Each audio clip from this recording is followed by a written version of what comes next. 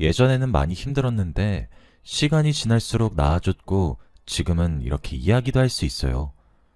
다들 제 이야기를 들으시면 분명 깜짝 놀라실 겁니다. 저는 지금 사업을 하고 있어요. 화장품 사업을 하고 있는데 저 혼자서 시작했다가 지금은 직원을 많이 두고 있죠. 다행히도 첫 시작부터 잘 되어서 또래에 비해 일찍 성공한 케이스입니다. 처음 20대 때 화장품 사업을 시작한다고 했을 때 주위에서 뜯어 말렸어요. 워낙 좋고 유명한 화장품이 많기도 하고 돈도 백도 없는 제가 어떻게 성공하겠냐며 사람들이 손가락질을 했습니다. 하지만 저는 한다면 꼭 해야 하는 성격이라서 아무런 도움 없이 제가 아르바이트를 하면서 악착같이 벌었던 돈으로 시작했어요. 잠자는 시간을 아껴가면서 열심히 일을 하니까 다행히 좋은 결과가 나오더라고요. 확실히 노력은 배신하지 않는다는 것을 깨달았습니다. 그렇게 제 화장품은 승승장구했고 더 큰 사업체가 되었죠. 지금은 직원이 많이 있고 열심히 운영해 나가고 있습니다. 20대 중후반에 사장님이 된 저는 열심히 일에 매진하며 살고 있었어요. 그런데 주위에서 이제 사업도 안정기가 왔으니 제 인생을 한번 살아보라고 하더라고요. 남자도 만나고 술도 먹고 놀라고 했죠. 그래서 저는 그때부터 조금씩 마음을 편하게 먹기 시작했습니다. 남자를 많이 만나본 적은 없지만 그래도 연애는 하고 싶었어요. 결혼도 일찍 하고 싶었고 무엇보다 제 편인 남편과 행복하게 사는 게 로망이었습니다. 그런데 정말 간절히 바라면 이루어지는 것인지 제가 한 남자에게 첫눈에 반하게 되었어요. 바로 저희 회사 근처에 있는 식당 사장님이었는데 가게도 너무 예쁘고 음식들도 20대 여성들을 저격하여 엄청 맛있었어요. 그리고 무엇보다 사장님이 젊고 잘생기셨습니다. 손님들에게 친절하시고 젠틀하신 모습을 보고 그 가게에 자주 방문했던 것 같아요. 저의 존재에 대해 전혀 모를 줄 알았는데 제가 일주일에 5번은 그 식당에 가니까 사장님이 저를 기억하시더라고요. 서비스도 자주 주셨고 한두 달이 지나니까 안부 인사까지 하는 사이가 되었습니다. 저보다 나이가 많으셨는데 음식이 좋아서 무턱대고 가게를 차렸다고 하더라고요. 사장님도 저와 같이 하고 싶은 건 꼭 해야 하는 성격이라 그냥 지르고 본다고 합니다. 이뿐만이 아니라 저와 사장님이 닮은 구석이 정말 많았어요.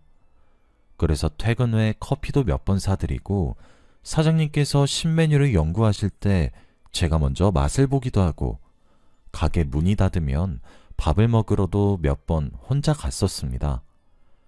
그렇게 자주 얼굴을 마주하게 되고 이야기도 잘 통하니까 마음이 점점 커지더라고요. 사장님도 저를 평범한 여자로서 보는 것 같지는 않았습니다. 저도 촉이 있었기에 사장님이 저를 좋아한다는 것을 눈치챌 수 있었죠. 둘 다 좋아했으니 저희는 연애를 시작했습니다. 제가 좋아하는 사람이랑 사귀니까 너무 행복한 거 있죠. 둘 다 자신이 하고 있는 일을 너무 좋아하는 사람이라 각자 바빠도 서로 이해할 수 있고 가치관도 잘 맞아서 싸울 일이 없었어요. 그리고 남녀 이성 문제도 부딪히는 게 전혀 없었죠. 솔직히 저는 사귀는 몇 년 동안 운명이라고 생각했습니다. 몇 년 동안 연애를 했지만 질리지 않았고 오히려 더 함께하고 싶었어요. 그런데 남자친구가 저에게 놀라운 선포를 했습니다. 바로 유학을 가고 싶다고 했어요. 가게를 운영하면서 자신이 요리에 대해 얼마나 부족한지 알았다고 합니다. 그래서 더 공부하기 위해 해외로 유학을 가고 싶대요. 기간은 아직 정하지 않았는데 최대한 빨리 갔다 올 거라고 했습니다.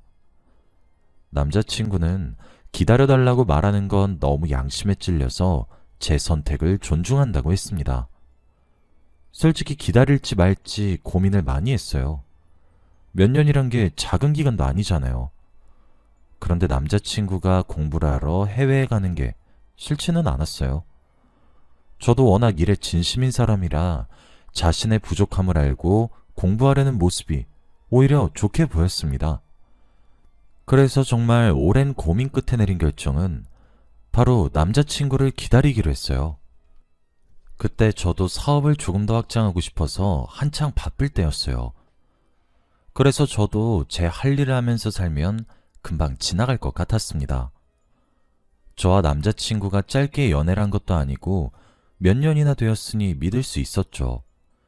그리고 연락도 꼬박꼬박 잘하면 되니 걱정하지 않았습니다. 그렇게 남자는 해외로 떠났어요. 동남아 음식을 배우고 싶다며 동남아 나라로 갔습니다. 그리고 저는 한국에 혼자 남아 일에 매진했죠. 처음에는 빈자리가 많이 느껴져서 힘들었는데 그래도 갈수록 적응이 되었어요. 서로 바쁘다 보니 연락이 잘 안 되긴 했지만 주기적으로 영상통화는 꼭 했습니다. 그런데 1년이 지나고 2년째부터 남자친구가 전혀 연락이 안 되더라고요.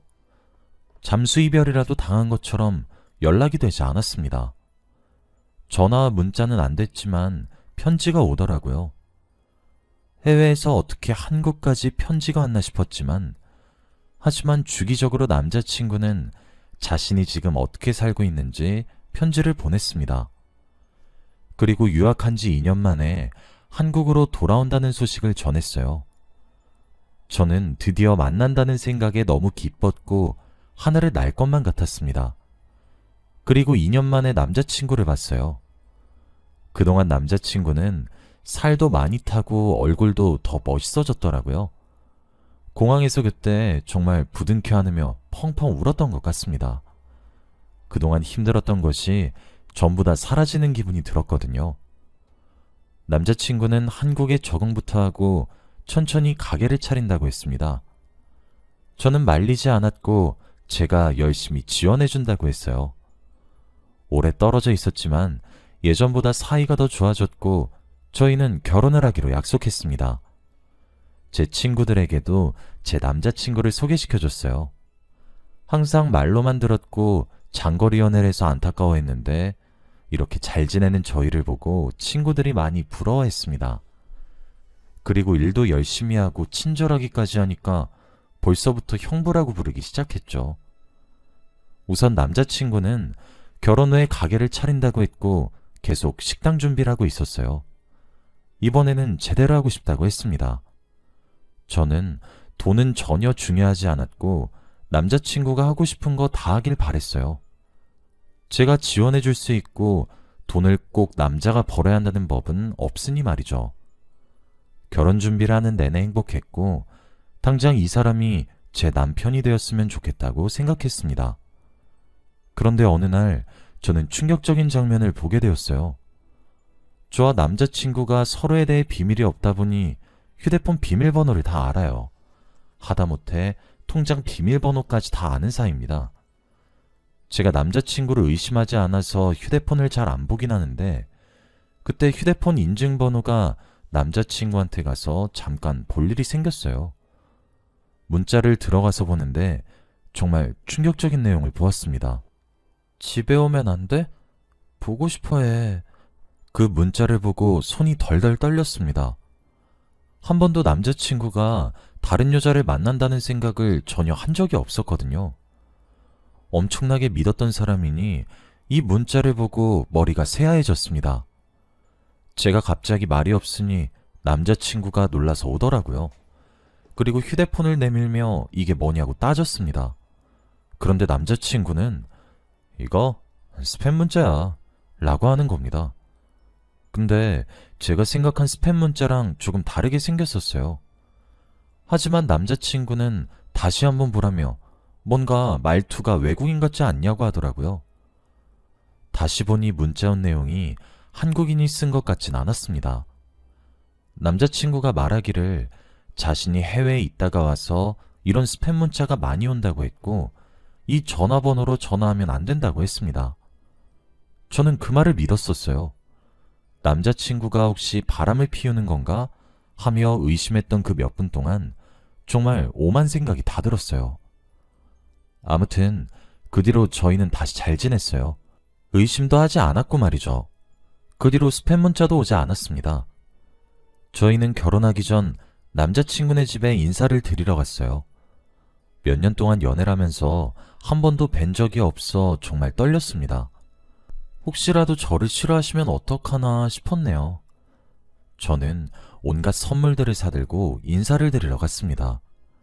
그런데 정말 다행히도 남자친구네 부모님은 저를 너무 좋아해 주셨어요. 들어가자마자 하이톤의 목소리로 반겨주셨고 식탁에 음식이 잔뜩 놓여져 있었죠. 밥에 반찬들도 다 올려주시고 생선가시도 다 발라주시면서 딸보다 더 딸처럼 대우해 주셨습니다. 식사를 하면서 어머니께서 아이고, 우리 아들이 워낙 철이 없고 사고도 많이 쳤는데 다 이해해주는 아가씨는 우리 며느리밖에 없을 거야. 고마워요. 우리 아들이랑 결혼해줘서.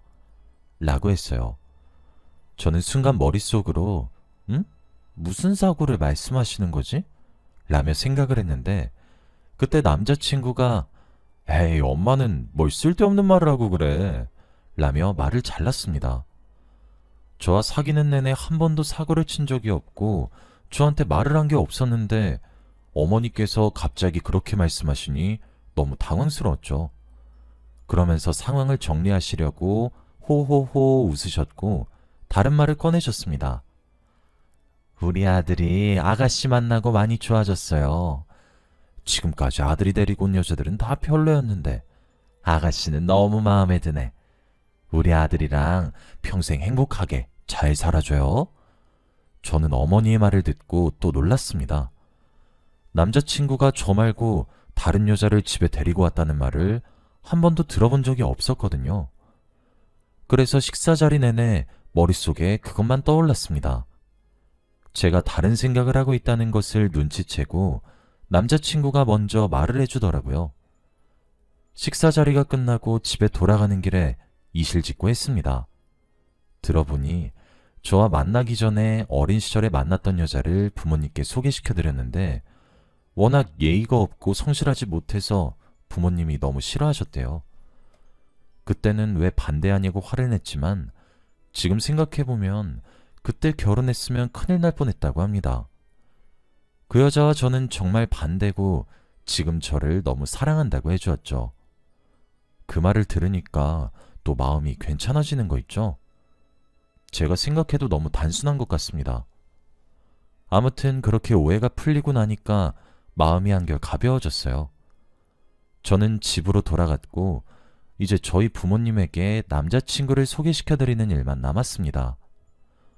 한 번도 제가 집에 남자를 데리고 온 적이 없으니 부모님이 너무 기대하시더라고요. 그런데 딱 한 명 기대를 하지 않는 사람이 있습니다. 바로 저희 친오빠예요. 저희 오빠는 워낙 동생 바보여서 자기 빼고 세상에 있는 남자들 다 늑대라며 남자를 만날 때 무조건 자기 허락을 맡으라고 하는 사람입니다. 그래서 나중에 남자친구를 소개시켜줄 때 조금 걱정이 되었습니다. 오빠가 저를 아끼는 건 알았지만 혹시라도 남자친구가 부담스러워할까봐 걱정이 되었거든요. 아무튼 며칠 뒤에 남자친구가 저희 집으로 인사를 드리러 왔어요. 며칠 전부터 어떻게 해야 하냐며 잔뜩 긴장하고 있었는데 그 모습을 보니 감회가 새로웠습니다. 결국 당일이 되었고 남자친구는 선물을 바리바리 산 채로 저희 집에 들어왔어요. 저희 부모님은 너무 좋아하셨습니다. 다들 현관문까지 나와서 남자친구를 반겼는데 오빠는 소파에서 팔짱을 끼고 다리를 꼰 채 기다리고 있었죠. 그러다 거실에 들어와서 제 남자친구와 눈이 마주쳤는데 갑자기 하는 소리가 들렸습니다. 남자친구와 오빠가 서로 아는 사이인 것처럼 행동했죠. 저희 부모님과 저는 뭐야? 아는 사이야? 라며 놀랐고 순식간에 저희 집은 정적이 흘렀습니다. 그런데 갑자기 오빠가 너 이씨 미친놈아! 라며 갑자기 남자친구에게 달려들었고 주먹으로 얼굴을 때리기 시작했어요. 갑자기 일어난 상황에 부모님과 저는 너무 놀라서 오빠를 말렸죠. 셋이서 오빠를 떼어내려고 해도 오빠를 말리기 힘들었고 겨우겨우 붙잡고 왜 그러냐고 따져 물었습니다. 남자친구도 갑자기 맞아놓고서는 이유를 안다는 듯이 화를 내지 않았죠. 그런데 오빠는 화를 내면서 가만히 서 있지 못했고 머리를 부여잡으며 화를 식히고 있었어요. 그러면서 남자친구와 오빠가 어떻게 하는 사이인지 설명해 주었습니다. 사실 저희 친오빠가 교도소에서 일을 해요. 워낙 일한 지 오래되기도 했고 많은 수감자들을 봐서 출소한 사람들을 길거리에서 봐도 전혀 알아보지 못한다고 합니다. 그런데 제 남자친구는 한 번에 알아봤대요. 왜냐하면 수감되어 있을 때 워낙 사고를 많이 치는 수감자여서 항상 교도관들이 예의주시했던 사람이라 똑똑히 기억한다고 했습니다. 저는 순간 머릿속이 새하얘졌어요. 제 남자친구가 교도소를 갔다 왔다뇨? 저는 아무 말도 못한 채 서 있었습니다. 그런데 오빠의 말은 끝나지 않았어요. 야, 쟤 애아빠야. 남자친구가 범죄자란 사실도 놀라운데 아이까지 있다뇨? 정말 말도 안 되는 소리였습니다. 오빠 말로는 항상 면회로 오던 여자가 있는데 베트남 여자에다가 항상 갓난아기를 데리고 왔대요. 그러면서 매일 울고 불면서 얼른 나와서 결혼하자는 말을 했다고 합니다. 그 여자가 한국말이 많이 서툴었는데 그래도 가정이 있다는 것을 보고 오빠가 마음이 조금 쓰였대요. 그런데 지금 저와 결혼을 하려고 하니까 화가 미친 듯이 났다고 합니다. 어떻게 저에게 이런 일이 생길 수 있나요? 그제서야 저는 모든 퍼즐이 다 맞추어졌습니다. 알고 보니 남자친구가 유학을 간 2년 동안 동남아 여자를 만났고 같이 한국으로 들어와서 살다가 아이가 생겼다고 해요. 그래서 돈이 필요했고 어쩔 수 없이 사기를 치며 돈을 벌다가 감옥에 갔다고 합니다. 그 사이에 베트남 여자는 남자친구의 아이를 낳았고 출소하기를 기다렸던 거죠. 수감되어 있던 1년 동안 전화와 문자 대신에 저한테 편지를 보낸 거였습니다. 그리고 무엇보다 저번에 스팸 문자라고 했던 것은 자신의 아내한테서 온 문자였던 거죠. 저는 그 순간 아무 생각이 나지 않았습니다. 온몸이 덜덜 떨리고 눈물만 났어요. 믿었던 사람한테 뒤통수를 당하니 말문이 턱 막히더라고요. 남자친구도 할 말이 없는지 조용히 입을 꾹 다물고 있었고 몇 분 뒤 미안하다고 했습니다. 지금은 베트남 아내한테 양육비를 보내고 있다고 해요. 혼인신고도 안 했다고 합니다. 오빠는 화를 못 참고 남자친구를 때렸고 부모님도 뒷목을 잡고 쓰러지셨죠. 저는 방으로 들어갔고 혼자 펑펑 울었습니다. 대충 몇 시간 후 방에서 나오니 다들 거실에 앉아 있었고 남자친구는 돌아간 것 같더라고요. 다들 저를 위로해 주었고 결혼을 안 해서 다행이라고 했습니다. 정말 오빠 아니었으면 저는 사기 결혼을 당할 뻔했어요. 지금 생각해도 너무 아찔하고 소름 돋습니다. 어떻게 제가 결혼하려는 사람이 범죄자에다가 아이까지 있는 사람일 수 있나요? 저는 단순히 요리하는 것 좋아하는 사람인 줄 알았습니다. 남자친구 휴대폰에 이상한 문자가 오고 유학을 갔을 때 편지가 올 때부터 의심을 했어야 했는데 제가 너무 바보 같았네요. 감쪽같이 몇 년을 속였다고 생각하니까 너무 괘씸하고 화가 납니다. 정말 한동안 너무 힘들었습니다. 사람을 전혀 못 믿겠더라고요. 그리고 모든 게 다 제 탓 같아서 자책도 많이 했습니다. 무엇보다도 실망을 끼쳐드린 가족에게 제일 미안했고요. 그래서 회사에 출근도 못하고 민폐도 많이 끼쳤습니다. 그렇게 한 달 동안 힘들게 살다가 이렇게 살면 저만 망가지는 기분이라 정신과 상담을 하게 되었어요. 확실히 제 속에 있던 저만의 이야기를 하고 조언을 얻으니까 나아지긴 했습니다. 점점 일상생활도 가능해졌고 예전만큼은 아니지만 사람들도 상대할 수 있어졌어요. 회사 직원들은 원래 알던 사람들만 대화가 가능해졌고 처음 만난 사람들은 조금 어려워졌습니다. 그래도 확실히 시간이 약이란 말이 괜히 있는 게 아니더라고요. 몇 년이 지나고 그 남자에 대한 소식이 전혀 없으니까 점점 나아졌습니다. 직원들도 제 상황을 대충 눈치채고 저를 많이 도와주어서 더 힘낼 수 있었어요. 지금은 과거의 아픔을 모두 다 이겨냈다고 말할 수는 없겠지만 그래도 많이 나아졌습니다. 이렇게 제가 겪은 일들을 여러분들에게 말한다는 것 자체로 많이 성장한 것 같아요. 집안에는 이제 결혼을 하지 말라고 합니다. 오빠도 저한테 저는 남자 보는 눈이 없다며 평생 가족들과 살자고 했죠. 저도 그 말에 동의를 합니다. 오빠가 교도관이 아니었다면 정말 큰일 날 뻔했네요. 다들 저 같은 일 겪지 않으셨으면 합니다. 정말 힘든 시간이었고 다시는 돌아가고 싶지 않아요. 저의 이야기는 여기까지입니다. 들어주셔서 감사합니다.